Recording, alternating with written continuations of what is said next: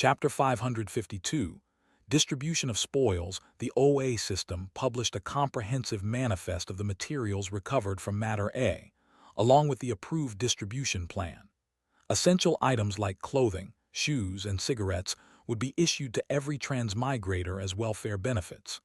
Strategic resources, food, liquor, specialized workwear, tools, and industrial materials would be stockpiled and allocated centrally by the Planning Council. Although these items were mundane, they were greeted with enthusiasm. The clothing and shoes in particular were a godsend. Nearly 2 years after landing, the transmigrators' original wardrobes were in tatters. While the domestic garment factory could produce basic hats, clothes, and shoes, the styles were drab and the colors lifeless, nothing like the vibrant, modern, athletic casual wear from the ship. And the shoes. The difference in quality went without saying. Regrettably, the shipment contained no underwear or socks, the two items in most critical shortage. Local substitutes still suffered from poor fit and uncomfortable materials. The General Affairs Office managed the distribution strictly on a per capita basis. In a display of absolute fairness, even children received a full adult share, despite there being no child-sized clothing in the hall. Cigarettes were treated with the same egalitarian rigor, 1 carton per person, regardless of gender, age, or smoking habits. Non-smokers immediately found themselves holding valuable currency for the black market. Leather goods were deemed non-essential and withheld for now. Briefcases were cataloged as official supplies, to be issued only to personnel with a demonstrated need. Liquor and adult magazines were excluded from general distribution. Zio Zishan transferred the entire collection of pornography to the Grand Library's restricted section, available for on-site perusal only. The whiskey was sequestered as a strategic reserve for emergencies. Miscellaneous daily items and personal effects found on the ship were auctioned off via the BBS. Proceeds from these auctions were deposited into a dividend account to be distributed to all transmigrators based on their shares at the end of the year. The disposal of consumer goods caused little friction. The weapons, however, were another matter entirely. While the CZ-99 handgun sparked no competition, the distribution of automatic rifles, submachine guns, and machine guns ignited a firestorm. Army and Navy officers waged fierce verbal battles on the BBS, each branch aggressively arguing its desperate need for automatic firepower. The debate began with calm reasoning and citations of tactical doctrine, but quickly descended into mudslinging. Inevitably, the moderators stepped in, and the entire thread was nuked. The battlefield then shifted to the Lingao Times. Automatic rifles, submachine guns, and machine guns are intrinsic to infantry warfare. It is only natural that they be fielded by the Army, argued an op-ed signed by a loyal and fearless Army officer. The very next day, the Navy retaliated with an article titled The Application of Automatic Weapons in Boarding Actions, expounding on the critical role of rapid-fire weapons in modern naval engagements. The Navy's strategy was insidious. To the uninitiated, these pieces appeared to be dry academic discussions, but their true purpose was moistening the earth silently, planting the subliminal idea in the public consciousness that the Navy had a legitimate claim to these weapons. Following this opening salvo, the Navy flooded the Lingao Times with a series of academic papers: Naval Infantry Tactics in Asymmetric Amphibious Operations, The Evolution of Amphibious Special Warfare, and so on. Whether professional analyses or fabricated nonsense, they all shared a common leitmotif: the indispensability of automatic weapons for the Navy. Their manufacturing consent. Wei Awen slammed the newspaper onto his desk. Though currently serving in the General Staff, he remained an armor officer at heart and a staunch Army loyalist. He snatched up the phone and dialed Zhang Bailin. "Bailin, you're falling behind. The Navy is winning the propaganda war. I saw it. Those traitors, always playing dirty." The Navy, with its ranks and nomenclature carrying a distinctive whiff of the Imperial Japanese Navy, especially after they unofficially adopted the warship march, had been slapped with the label traitors by the Army. The Navy, in turn, referred to the Army as Yellow Nazis. To prevent open conflict, both terms were banned from public discourse and the BBS. If this keeps up, the machine guns are going to end up in their hands, or at best, we'll have to split them 50-50, Wei Awen said, his voice tight with anxiety. The executive committee has been debating this for days. If public opinion sways them, we're screwed. The Navy has more ink spillers than we do. We're short on literary talent, Zhang Bailin admitted, sounding troubled. In a firefight, the Army feared no one, but in a war of words and subtle insinuations, they were outmatched. Those bastards have crossed the line, Wei Awen cursed, then paused. If you can't write steel, go to the library, dig up every article you can find on automatic weapon tactics, stitch them together and get them published. We have to seize the narrative. Right, I'm on it. Zhang Bailin hung up and immediately rallied a team to scour the archives. He realized that rigid plagiarism wouldn't fly. They needed to adapt the material to their current reality. He personally penned a short piece titled "The Machine Gun is Artillery." Reading it over, he felt the logic was shaky. What the hell was he even arguing? But compared to the Navy's ghost-written drivel, he figured it was par for the course. And so, the Army-Navy academic paper war escalated. The sudden explosion of military theory in the papers was transparent to anyone with half a brain. After a few days, having exhausted all actual academic points, both sides resorted to nitpicking each other's syntax and grammar, implying that their opponent's tactical incompetence was rooted in their poor scholarship. The academic dispute nearly culminated in a physical brawl. Only the forceful intervention of the Army and Navy People's Commissars prevented a mass incident. Fighting over a few guns like children. Do they think the executive committee is dead? Ma Qianju slammed his hand on the table, rising to his feet. Fine. Neither the Army nor the Navy gets a single one. You can all go play with your Mini-A rifles. The executive committee's final ruling was swift. One of each weapon type and rocket launcher would be allocated to the Design Bureau for reverse engineering and preservation. 12 automatic rifles and 6 submachine guns were assigned to the Special Reconnaissance Team. The remainder would be crated and stored in the Central Armory. Neither the Army nor the Navy received a single round, finally silencing the dispute. The final item on the agenda was the disposal of the salvaged vessel. Codenamed Ship A, the vessel had been secretly towed at night to a mangrove-shrouded cove in Bapu immediately after being raised. The area was a Navy-restricted zone, inaccessible to natives and surrounded by impassable mudflats and dense forest. It could only be reached by small boat, ensuring maximum security. Once at Bapu, the ship underwent basic preservation. The hull was scrubbed of marine growth and the interior cleaned. It was then sealed to prevent further deterioration. With the secrecy level now lowered, the priority shifted to repair and refit. The ship was towed by steam launch to the main shipyard and dry docked for a comprehensive overhaul. A task force was assembled to develop a restoration plan, led by Meng De, Wang Liubin, Zhang Lixi, and Qian Shuiding, the North American expert on small vessels. Although all identification numbers and logs had been destroyed, the team's analysis suggested it was a 110-ton seiner built on the American West Coast, an ocean-going fishing vessel modified for smuggling. Most fishing gear had been stripped, leaving only external fixtures as camouflage. The freezer hold remained, though the refrigeration plant appeared barely used. The propulsion system was the real prize. The original engine had been replaced with a high-performance power plant. Lin Chuanqing estimated the ship could hit 30 knots. Enlarged fuel tanks gave it a range far exceeding that of a standard fishing boat.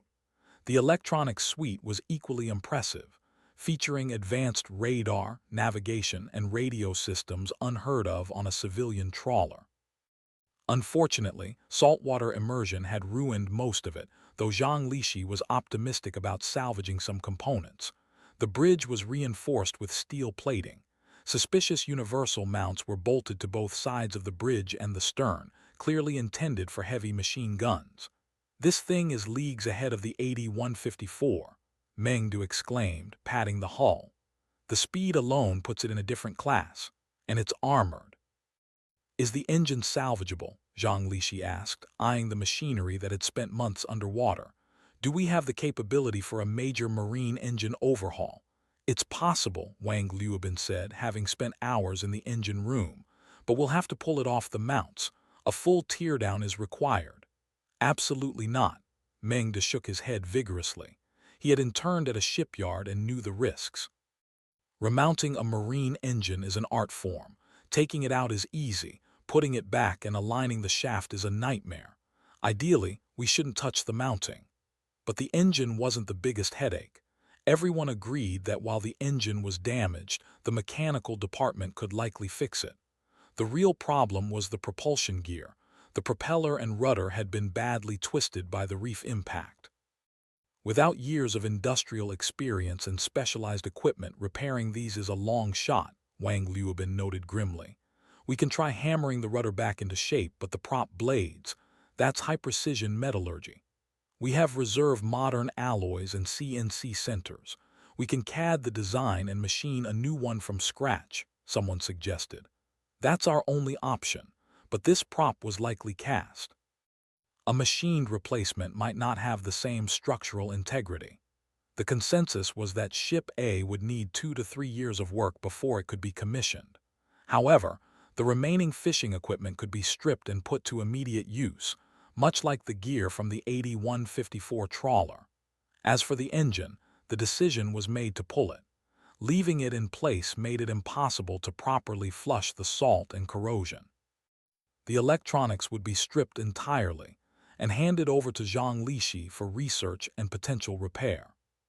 Chapter 553, Arrival of the Female Servants. When news broke that Ship A would require extensive, multi-year repairs, the frenzy of interest surrounding it evaporated. The Navy, the Long-Range Exploration Team, and the Special Reconnaissance Team, all of whom had been aggressively jockeying for ownership, quietly withdrew their claims. With spring approaching, the machinery for Project Giant roared back to life, picking up where the General Assembly had left off.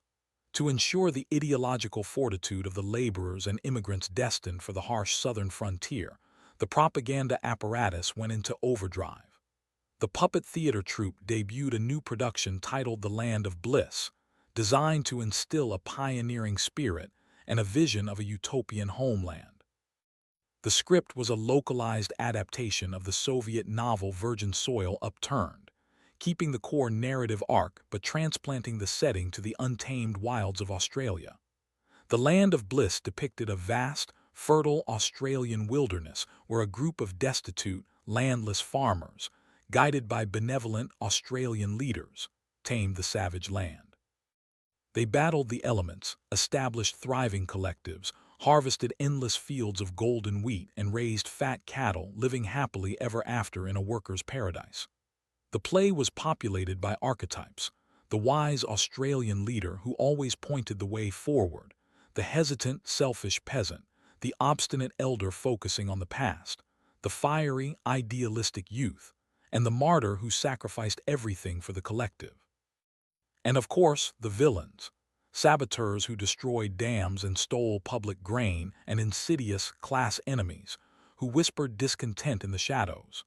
The enemy was never explicitly named, but their puppets spoke in high official Mandarin and slipped in damning phrases like "my lord" and "the emperor." Ding Ding, feeling that a diet of pure optimism was insufficient, mandated a rotating schedule. The trial one day to remind them of the misery they had escaped, and the Land of Bliss the next to show them the paradise they were building. The impact was profound. Most immigrants were simple farmers with little worldly experience but an infinite capacity for hardship. Land and stability were their twin gods. The promise of satisfying these primal needs ignited a fanatical enthusiasm that stunned even the propagandists. While the propaganda department painted rosy pictures of the southern seas, the Planning Council was quietly drafting mortality schedules. These were cold, actuarial tables calculating acceptable death quotas, based on weekly workload projections and environmental hazards. These quotas were central to the logistical lattice of Project Giant. They determined how many fresh bodies needed to be shipped to Sanya each week to replace the fallen, how much grain and cloth to allocate to Yulin, and whether the quarantine camps in Lingao needed expansion. In the grand calculus of colonial development, human lives were merely integer values in a spreadsheet. Parallel to the propaganda, internal security was tightened. The Political Security General Administration wove a web of informants throughout the labor camps, monitoring the pulse of the masses. Defeatist elements, those spreading rumors or panic about the Sanya expedition, were quietly disappeared. Zhou Dongshan presided over their interrogations, hunting for external handlers or organized conspiracies, a prospect that deeply worried Zhao Mengsheng. Zhao Mengsheng doubted the Ming intelligence apparatus was sophisticated enough to infiltrate agents into the immigrant pool for complex agitation. His true fear was the organic formation of internal cliques. In a classified memorandum to the Sanya Development Leadership Group, he flagged this as a critical threat. "Regionalism is the cancer of cohesion," he wrote. "Cliques bound by dialect and shared origin possess strong exclusivity. Once such a group reaches critical mass, it inevitably preys on the minority outsiders. This has been the historical norm." He warned that once these cliques cemented, elders or big brothers would emerge to control their fellow townsmen. Dialects would harden into secret codes, impenetrable to outsiders and authorities alike. This challenged the absolute authority of the Transmigrator Senate and created pockets of ungovernable instability. In Lingao, under the iron grip of the administration, such tendencies were easily crushed, but Sanya would be a frontier town with looser controls.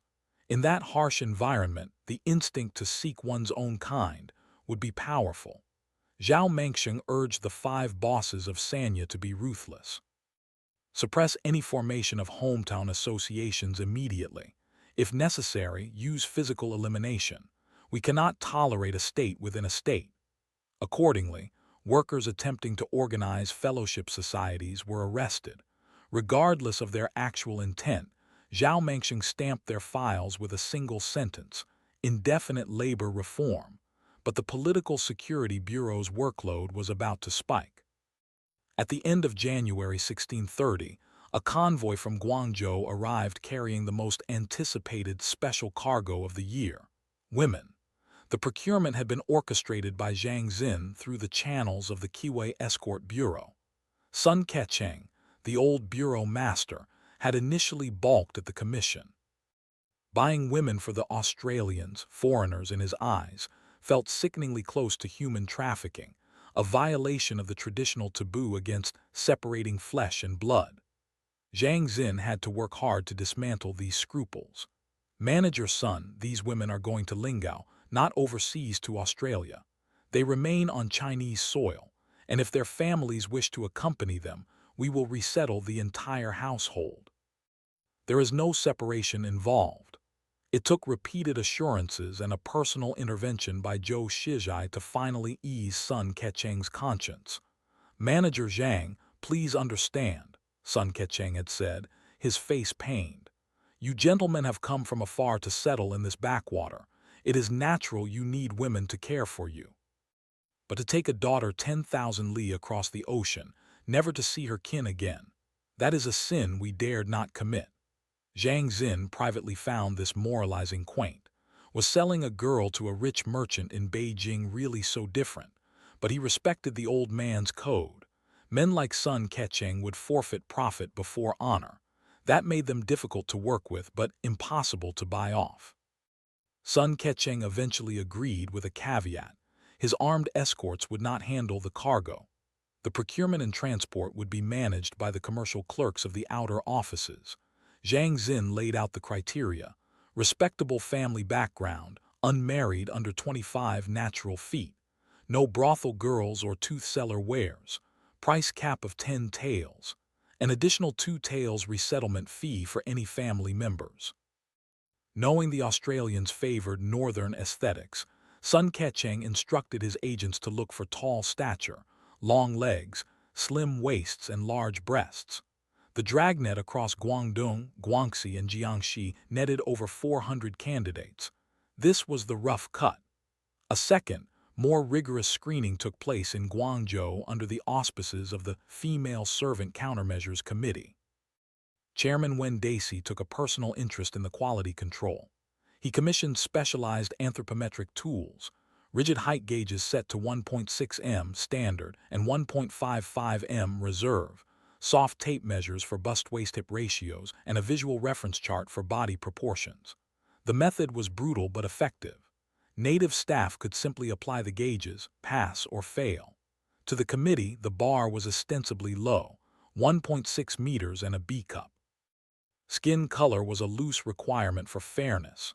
Yet, to the staff on the ground, these standards felt impossibly high. In the nutrition-poor environment of the 17th century, finding women who met these modern aesthetic benchmarks was like searching for needles in a haystack. If we're going to do this, we do it right, Wen Daisy insisted when his team wavered. If we just wanted female bodies, we could pull them from the refugee camps. We are building a gene pool. But is there really enough supply? China is vast, Wen Daisy said dismissively. The numbers are there. Of the initial 400, only 100 barely scraped past the committee's inspection. Desperate to fill the quota, the team applied the new standards to Guangzhou's refugee camps, culling another 100 candidates. The final shipment to Lingao consisted of 200 strictly vetted women, accompanied by over 100 family members. The rejects were not discarded. They were simply reclassified as general labor immigrants and shipped out in the next batch. The arrival was anticlimactic. After months of heated debate and anticipation, the actual event was met with a strange calmness. The endless arguments on the BBS had burned everyone out. The women were quietly transferred to the custody of the General Affairs Office and housed in a special quarantine camp, hermetically sealed from the rest of the settlement. The real distribution would come later. Chapter 554. The School for Female Servants. Once the purification quarantine was complete, the health department initiated comprehensive physical examinations. Shi Nioran took personal command, directing Zhang Zi and her nursing staff to screen for everything from acute infections to hereditary defects. The examination was as invasive as it was thorough. Shi Nioran demanded detailed family medical histories, cross-referencing them against a database of common generic disorders he had compiled from previous immigrant waves. The purpose of these life secretaries was an open secret. They were the prospective mothers of the first generation of transmigrator-born. The genetic purity of the future ruling class was not a matter to be taken lightly. Candidates found with hidden ailments, chronic conditions, or undesirable family histories were summarily cut from the program. Those with treatable issues were isolated for therapy. The rejects who were otherwise healthy and non-contagious were reassigned. The literate were flagged for administrative training, while the uneducated were sent to the General Affairs Office to serve as menial staff in transmigrator-exclusive facilities. About 40 women were eliminated in this culling. The survivors were moved to a newly constructed, specialized compound for the next phase of indoctrination.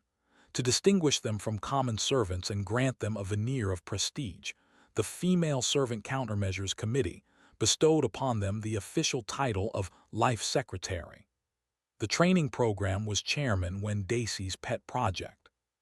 He treated it as a Tier 1 priority, bulldozing through bureaucratic hurdles and requisitioning resources at will.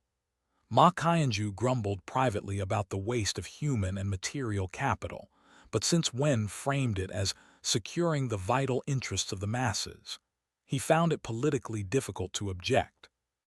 Unlike the rough and ready camps managed by the Civil Affairs Committee, the Female Servant School was a fortress of privilege managed directly by the General Affairs Office. Enclosed by high brick walls rather than flimsy bamboo fences, it had a single guarded entrance. Security was tight. Without a special clearance pass, no one got in. Inside, the facilities were Spartan but complete. The school boasted its own bathhouse, kitchen, cafeteria, and even an indoor gymnasium for all-weather exercise. A dedicated clinic, staffed by 2 native nurses assigned by the health department, ensured the assets remained in peak condition. The dormitories were luxurious by local standards, 4 to a room, each equipped with a full-length mirror, an object of endless fascination and vanity for the girls. But luxury came at the price of total subjugation. Upon entry, the women signed absolute contracts. These were not standard indentures. They stripped away the right to manumission after 7 years. Even the option of redemption by family was removed. If a girl's parents struck it rich and wanted to buy her freedom, they could only do so at the master's whim. Dacey didn't necessarily intend to enslave them for life, but he wanted the power of grace to reside solely in the hands of the transmigrators. Discipline within the walls was draconian. Contact with the outside world was severed. Every aspect of their lives, walking, speaking, eating, sleeping, was regimented. Supervision was entrusted to a cadre of older women recruited from the settler population, former housekeepers and maids from wealthy households who knew how to keep order. These matrons were over 35, healthy, hardworking, and merciless.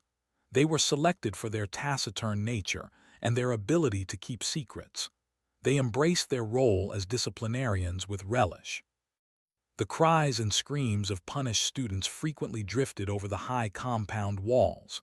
This curriculum was officially termed training, or in colloquial terms, breaking the horse. Unlike military training, which aimed to build self-reliance and esprit de corps, this program had 2 core objectives: gratitude and fear. Many committee members found this approach excessive, with some whispering that Chairman Wen was indulging in sadistic fantasies. But Wen stood his ground, framing it as a matter of long-term stability for the collective. Men come in all varieties, Wen lectured at a committee meeting. Some of us are alphas, but let's be honest, some of you comrades are soft. If we don't properly break these women in, if we don't instill a bone-deep fear of authority, we're going to end up with a bunch of Wu Zetians running our households. The committee members burst into laughter, finding the notion absurd. Laugh all you want, Wen scolded. We come from a timeline that was feminized to the core. You think you're manly? Please. I look around this room and I see a lot of henpecked husbands waiting to happen. The laughter redoubled. Don't deny it. Who here hasn't scrambled to buy overpriced flowers on Valentine's Day? Who hasn't simped for a dinner date? Chairman Wen, that's hardly the same thing. A real man doesn't need that performative nonsense, Wen said with genuine pain. Modern men have been brainwashed.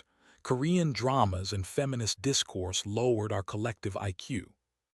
We put women on pedestals, made them into angels, goddesses, mistresses to be worshipped. And Zai chimed in, Chairman Wen has a point. History is littered with great men brought low by pillow talk. Even a hero cannot pass the trial of a beauty. Comrade Zioen gets it, Wen praised. The risk of manipulation is real. We must nip it in the bud. But won't the female transmigrators object? Someone asked. This breaking curriculum looks suspiciously like abuse. Anyone with objections can raise them. We'll vote, Wen said dismissively. Freedom of speech and all that. I doubt there'll be pushback, Ma Jia remarked. Having someone thrash the little vixens for them, they probably think it's great. With the curriculum set, the school needed a principal. The single male, Ottenku, on the BBS who volunteered were immediately disqualified. Putting them in charge was like asking a fox to guard the hen house. It had to be a woman, but the available pool was small. Of the 20-odd adult female transmigrators, most were wives or girlfriends who had zero interest in grooming their future sexual competitors. The 2 single women were non-starters. Li Zialu was too detached to care, and Du Wen was a radical feminist who would likely burn the school down on principle. After much deliberation, the choice fell on Dong Weiwei, not because she was supportive of the cause, but because she was already the fitness instructor. The job had originally belonged to Chen Saijin. As a professional trainer, he was an expert in body sculpting, but Chen was wary. Training the future concubines of his peers was a minefield. As a handsome, muscular man, he was a walking scandal waiting to happen. Even if he remained professional, the rumors alone could be damaging. So he had recruited Dong Weiwei, using a train-the-trainer model. He taught her the routines and she taught the girls. Dong Weiwei's background was in bodybuilding and aerobics, but she had also picked up various trendy disciplines like belly dancing and pole dancing. With Chen's guidance, she became the school's indispensable fitness lead. When Daisy reasoned that since she was already willing to teach there, her moral objections couldn't be that strong. Dong Weiwei hesitated when offered the principalship, not out of feminism but because she was swamped with her duties at the social work department. Building rural grassroots organizations gave her a profound sense of accomplishment. "You can hold both posts," Wen assured her. "You're there to teach anyway, just add some administrative oversight. Who handles the day-to-day? If I do this, I want it done right. We'll arrange a vice principal for the grunt work." "All right, I'll take it," Dong Weiwei said frankly. "I know the executive committee is in a bind, can't trust the men, can't find a willing woman. Rest assured I won't half-ass it, but I want veto power on the vice principal." "Excellent," Chairman Wen nodded, pleased. "That is very big picture of you. Chairman Wen flatters me." "I am but a humble woman with shallow knowledge," she replied, slipping into a mock-historical tone that revealed her own fascination with the era. Truth be told, Dong Weiwei was intrigued. Her university thesis had been on the culture of pleasure in the Jiangnan region during the Tianqi and Changzhen reigns. This was a chance to recreate the legendary courtesan culture of the late Ming, focused purely on aesthetics and temperament.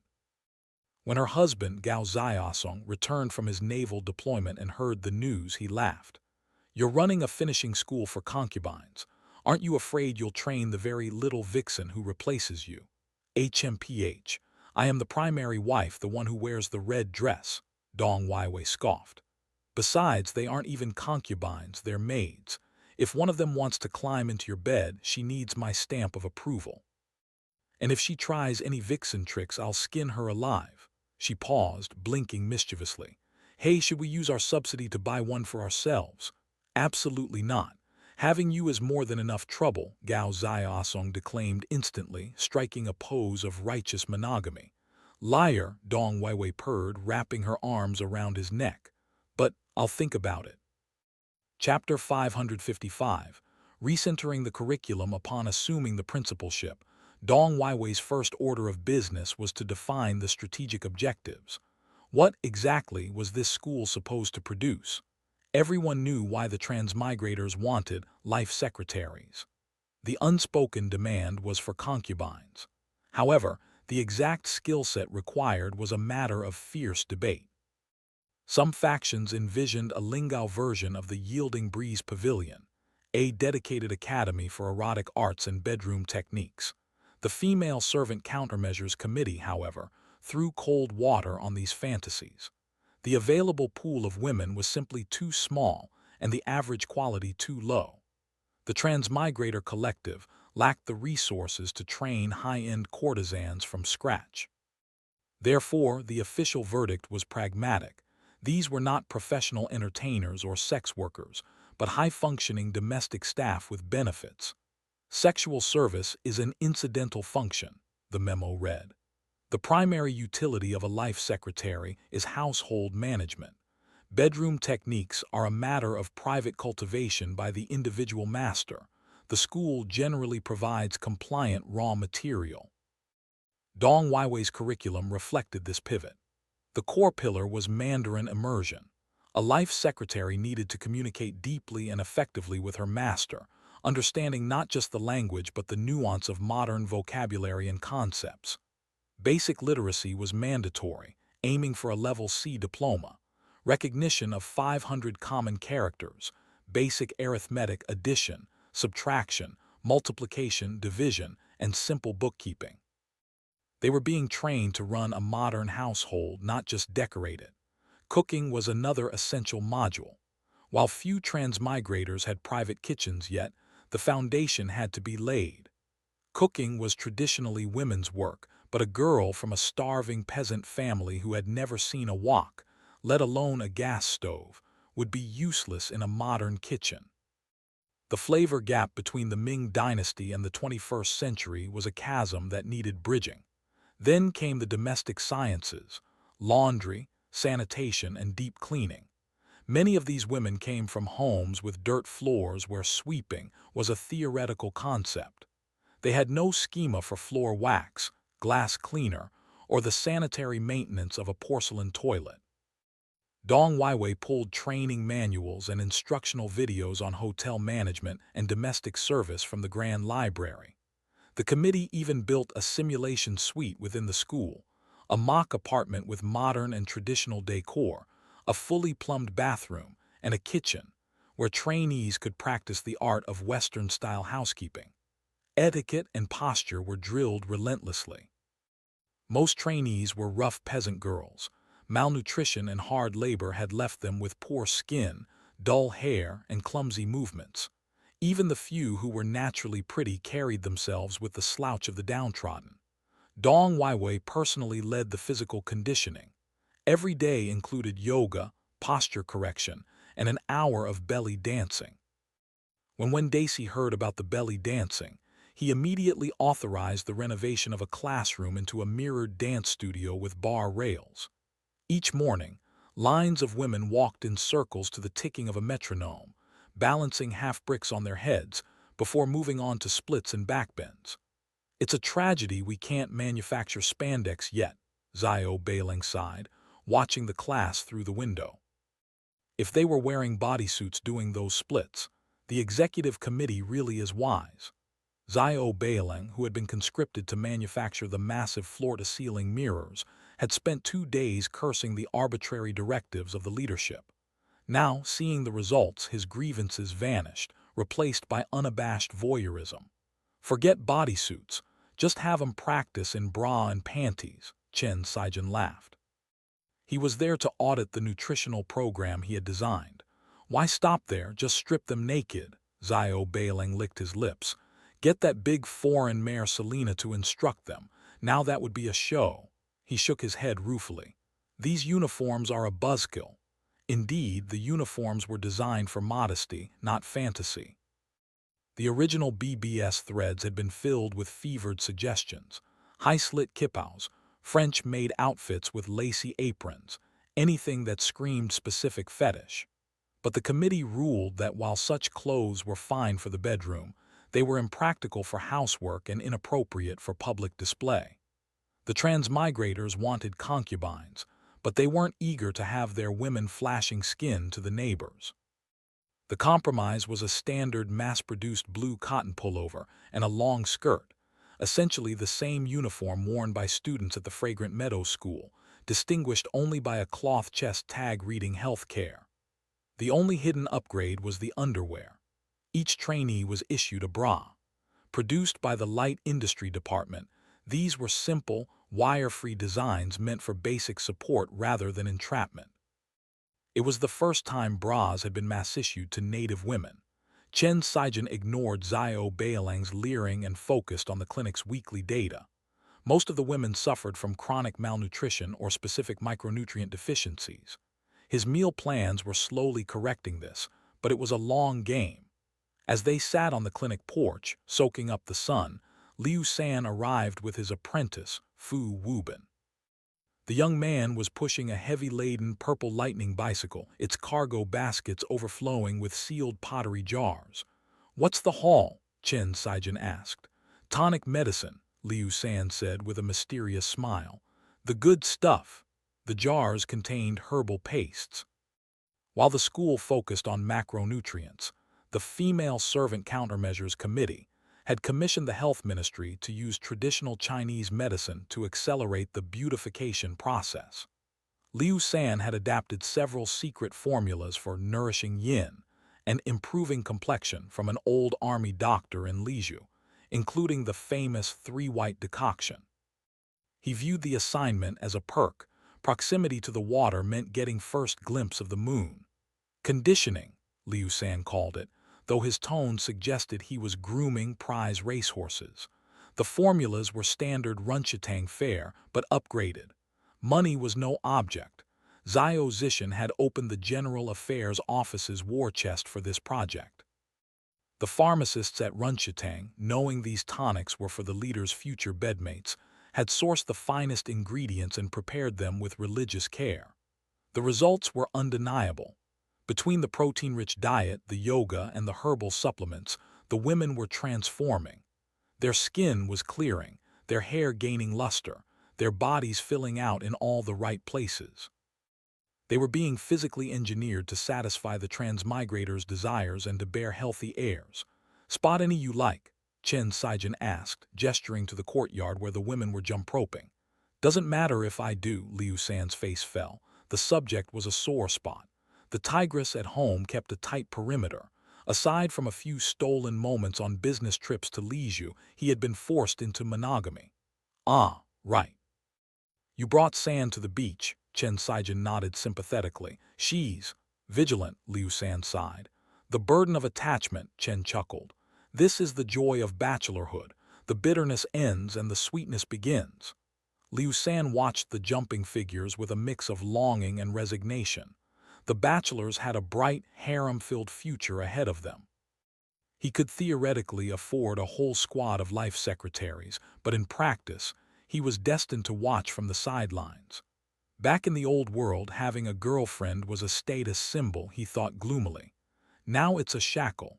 Still, observing the bloom of health on the trainee's cheeks, he resolved not to give up entirely.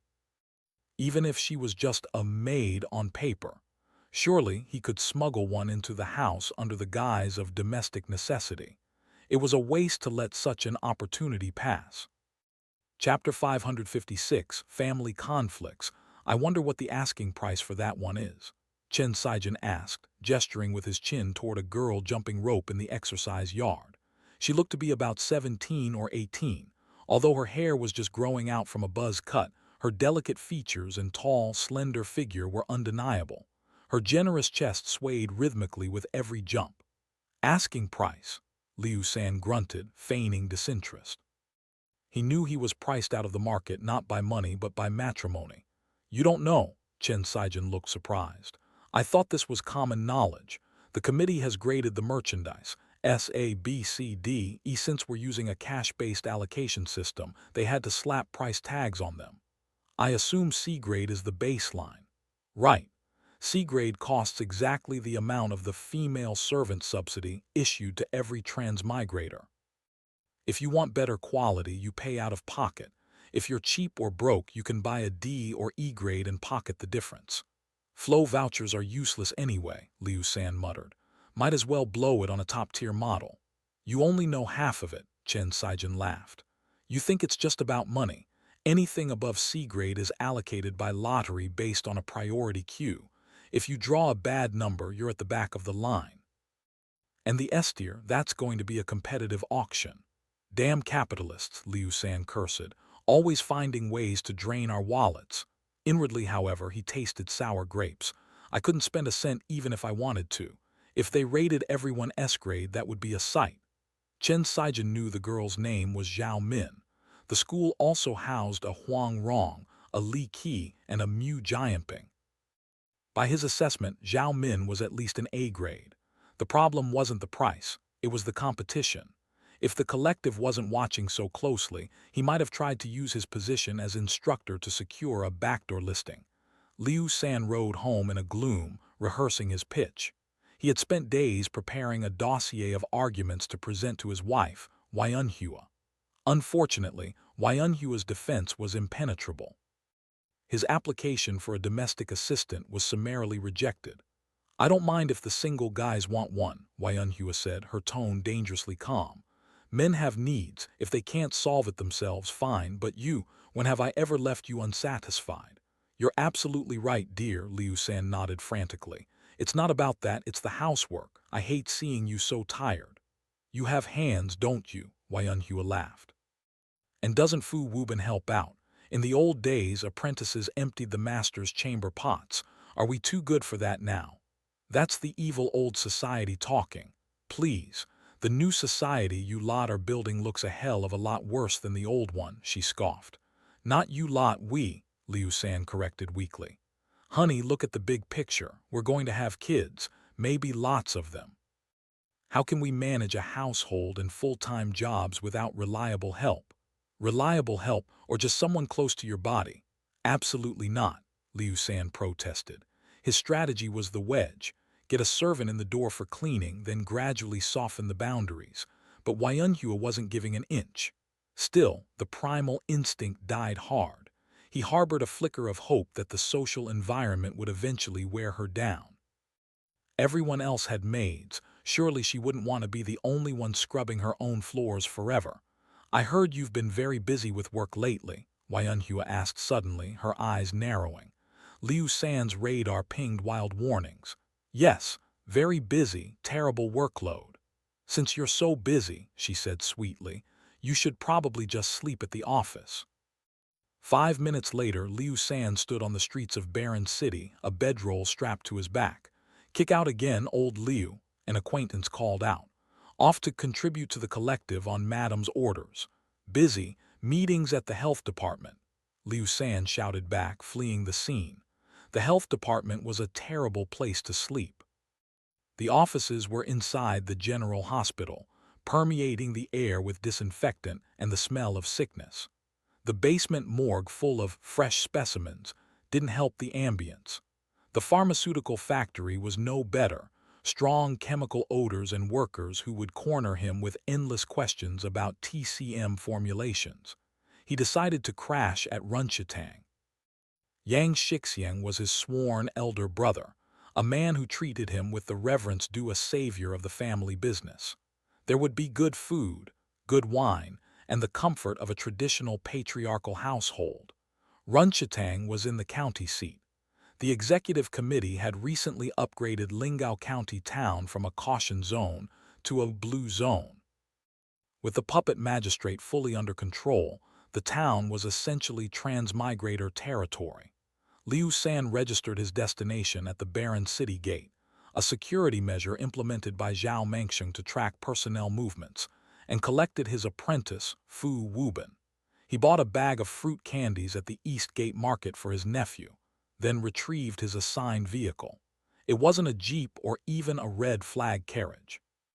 It was a utilitarian 28-bar heavy-duty bicycle. Liu San preferred it for its cargo capacity. The road to the county seat was now pavement, smooth and hard. The 5-kilometer ride was a breezy 20-minute cruise. Construction was exploding along the highway. The Wenlin River Comprehensive Remediation Project, a cornerstone of the first 5-year plan, was in full swing. Thousands of laborers swarmed the riverbanks, digging dikes and hauling stone. Liu San pedaled past sections where the riderb had been exposed, the water diverted by cofferdams. Workers were dredging the channel to a depth of 1.5 meters, aiming to boost water storage and allow the passage of heavy barges. Make sure we have ample stocks of Bai Wenchen and huge marching powder, Liu San muttered to himself, recalling Shi Niaoran's directive about heatstroke prevention. They mock TCM all day long, but the moment an epidemic looms, who do they come crying to? Liu San felt a surge of resentment. In the health department, he was the odd man out. Doctors, she and AI with their Western degrees, treated him like a witch doctor. The irony was that Liu San himself was skeptical of mystical 5 elements theory. His degree was in pharmacology. Yet in the face of their arrogance, he found himself forced into the role of TCM's defender. Still, job security was job security. As long as the modern pharmaceutical lines were bottlenecked, the colony ran on his herbal patent medicines. His influence was growing by the day. He arrived at the county town's west gate. The ragged, shifty-eyed yamen runners of the past were gone, replaced by strapping local militia in crisp uniforms, holding standard-issue spears. A full infantry company of the Transmigrator Army was garrisoned within the walls. The town itself had been transformed. The Civil Affairs Committee had launched a patriotic health campaign, clearing tons of accumulated garbage, dredging the sewers and spraying disinfectant until the streets reeked of chlorine. For the first time in history, the roads in Lingao County didn't turn into cesspools when it rained. The Lingao Patrol Squad, a front for the fledgling police force, had swept the streets of vagrants and beggars, shipping them off to the quarantine camps for purification and labor reassignment. Liu San breathed in the relatively clean air. Not a bad place to spend a few nights, he mused. Yang Shixiang was surprised by the late visit. The city gates were about to close, but his welcome was warm. "I'm imposing on you for a few days, brother," Liu San said with a pained smile. "My home is your home," Yang Shixiang said instantly, asking no questions. He ushered Liu San into a guest courtyard attached to his outer study. It was a marked step up from a hospital cot. The room was elegant, appointed with rosewood furniture and antiques.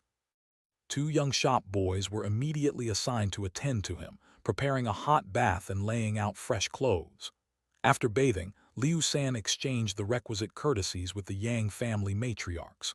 Once the ritual etiquette was satisfied, Yang Shixiang ordered a banquet table set up in the study. Surrounded by good wine, fine food, and deferential servants, Liu San finally relaxed. Here, at least, he was a master. End of chapter. Chapter 557, Sworn Brother. The banquet was exquisite.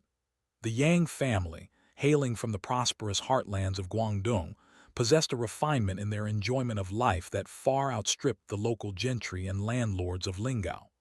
With their coffers recently overflowing, the quality of their daily living had ascended to match.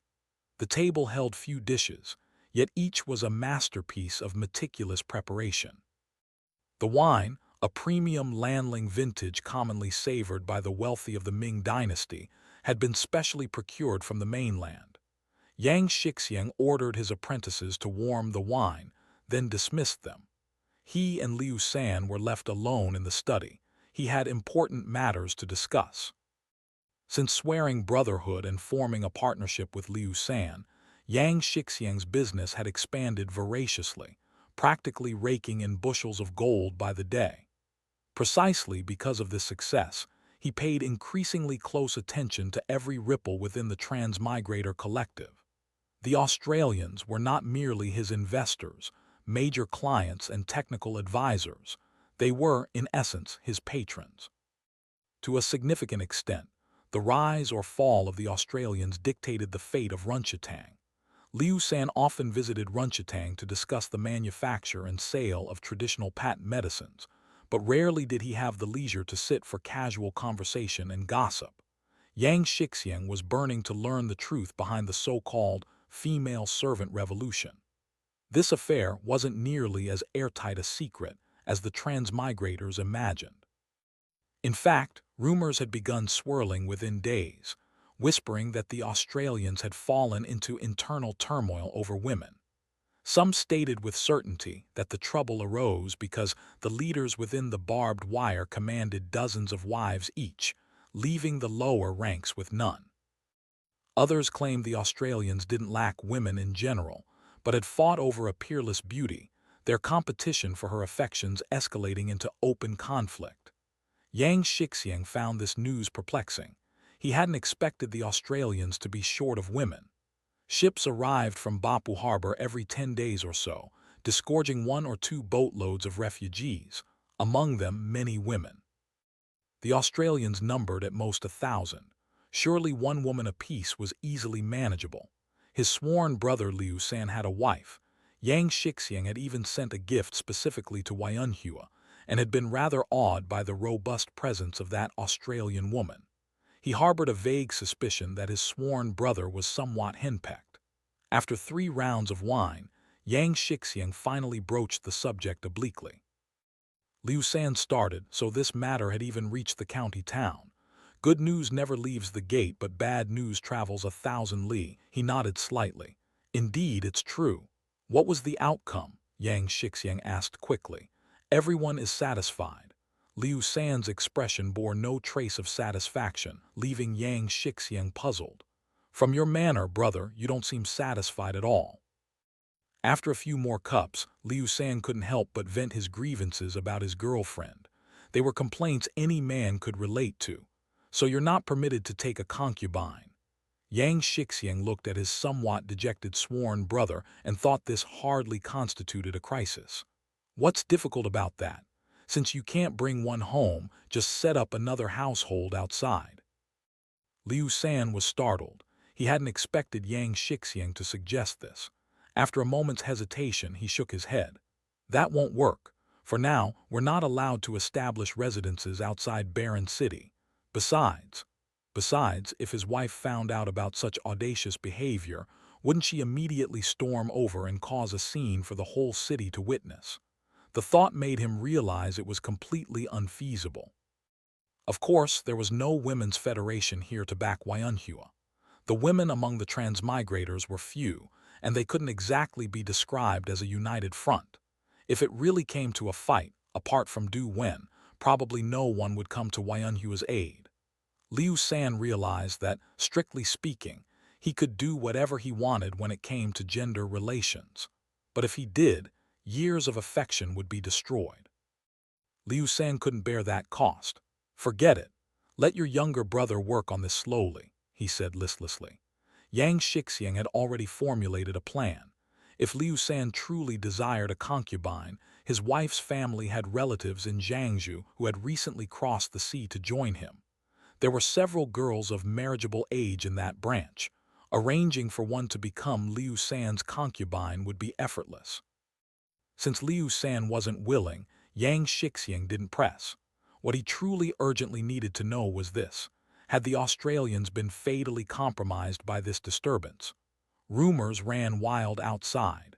Some said the Australians had slaughtered each other, leaving corpses strewn through Baron City.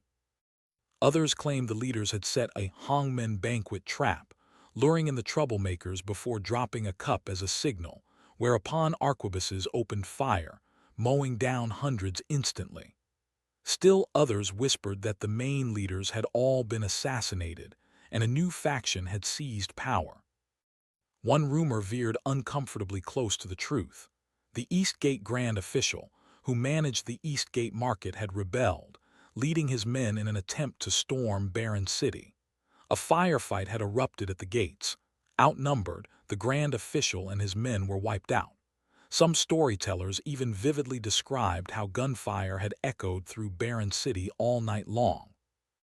The locals weren't very familiar with Dugu Qiyuhun, so the protagonist of this tale was often swapped for Dongmen Chuyu. Since Dongmen Chuyu had indeed been transferred and vanished from Eastgate Market, the rumor gained an air of credibility. Liu San frowned as he heard how wild the stories had become.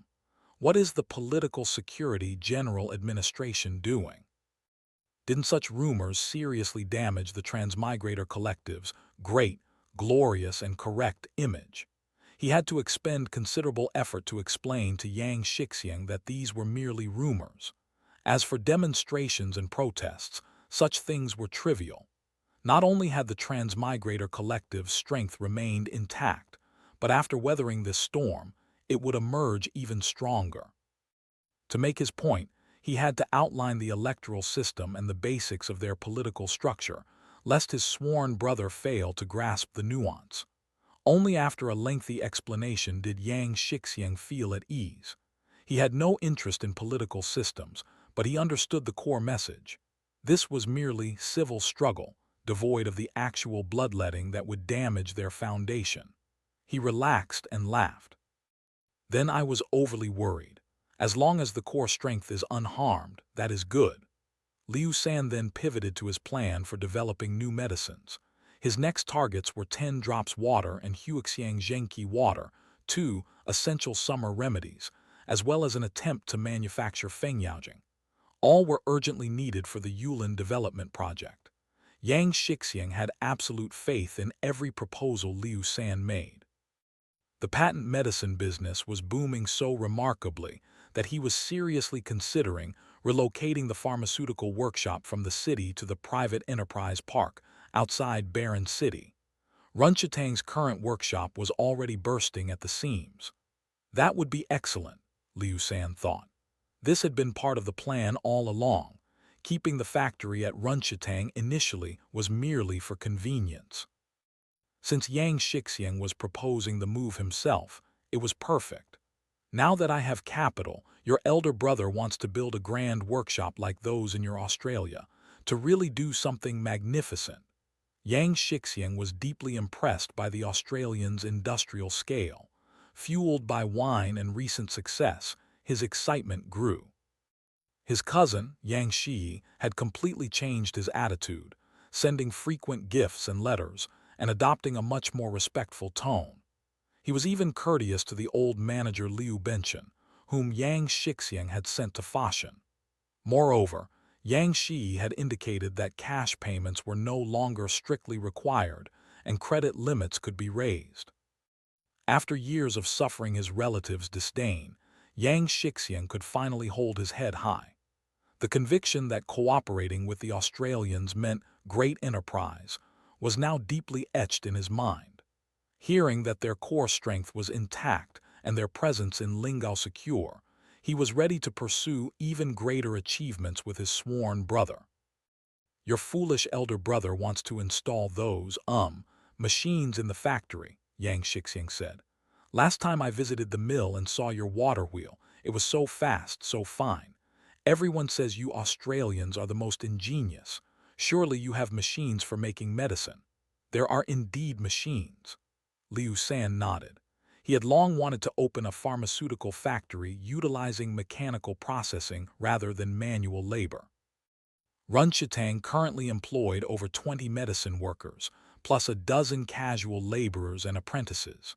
Mechanization could cut that workforce by 2/3, freeing up capital for expanded production. The veteran workers, intimately familiar with drug properties and pharmacology, were wasted on simple manual labor. What machines are needed?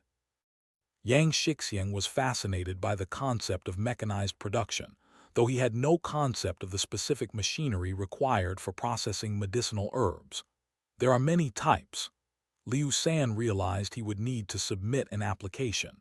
Manufacturing equipment for medicines should receive priority, but since Runchitang was a joint venture, he wasn't sure how the pricing would be determined. He decided to prepare the ground.